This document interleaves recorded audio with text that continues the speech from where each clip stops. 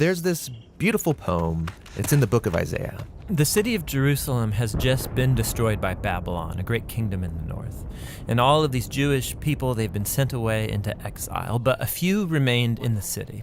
And they're left wondering, what just happened? Has our God abandoned us? Right, because Jerusalem was supposed to be the city where God would reign over the world to bring peace and blessing to everyone. Now, Isaiah had been saying that Jerusalem's destruction was a mess of Israel's own making. They had turned away from their God, become corrupt, and so their city and their temple were destroyed. Yeah, everything seems lost. But the poem goes on. There's a watchman on the city walls, and far out on the hills we see a messenger, and he's running towards the city. He's running and he's shouting, "Good news!"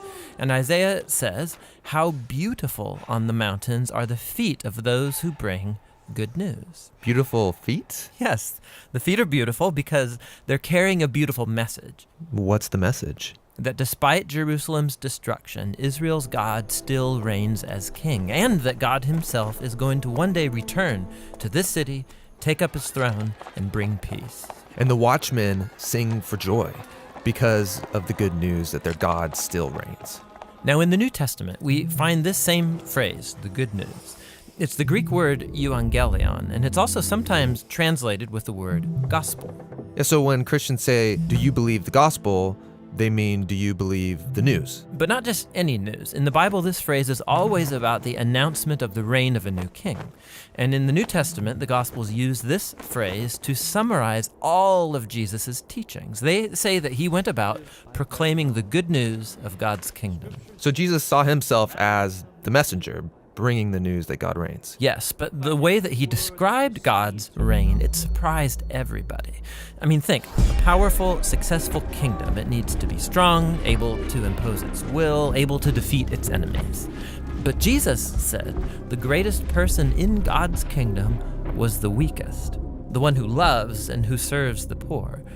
And he said that you live under God's reign when you respond to evil by loving your enemies and forgiving them and seeking peace. This is an upside-down kingdom. Now, Jesus also said that this kingdom was arriving with him. Yeah, so for example, there's this really interesting story where there's a high-ranking Roman officer, and he comes to Jesus begging him to heal his servant. And he even calls Jesus his Lord, acknowledging that Jesus is his authority. Jesus praises this man for recognizing what no one else yet had, that not only was Jesus announcing God's kingdom, he was the king. And so the word gets out that this Jewish man from Galilee is talking and acting like he's the king of Israel. He's appointing 12 disciples, which are an image of Israel's 12 tribes. He's healing people, forgiving people their sins. And all of this so threatened Israel's leaders that they finally decide to have him killed. And Jesus let them. Yeah, which is a weird thing to do if you're trying to become king. That's right. But for Jesus, this is what had to happen.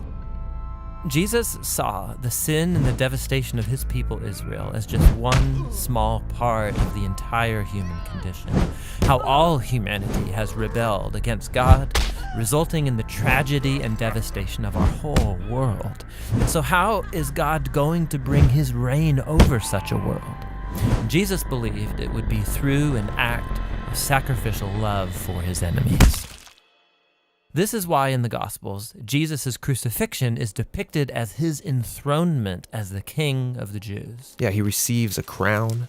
He also receives a robe. He's exalted up, not onto a throne, but onto the cross. How beautiful are the feet that bring good news. And the good news now is that Jesus has defeated death and that he reigns as king, that he's dealt with our sin and corruption himself and that he's conquered it with his life and with his love. And then Jesus sends his followers to go out and keep announcing this good news of the upside-down kingdom. And to invite everyone to give their allegiance to him, the king who defeated death with his love. Thanks for watching this channel. We do this because we believe the Bible is one unified narrative that leads to Jesus and has profound wisdom for the modern world. So we're making different video series, some that walk people through the design and message of books of the Bible or whole sections of the Bible. Yeah, we also do a series that take one biblical theme and trace that through the whole narrative arc of the Bible, kind of like the one you just watched. And we have a lot more series coming up that we have planned. The Bible Project is possible because of your support. So if some people give one-time gifts, and there's a growing number of monthly supporters as well. And we're all behind this. We want to make these videos free and available to anyone, anywhere. Yeah, so you can join us, be a part of this. Go to jointhebibleproject.com. You can give there. There's also downloadable stuff like full res videos, study guides, posters. It's all for free, and it's all because of your guys' support. So thanks a lot. Yeah, thank you guys.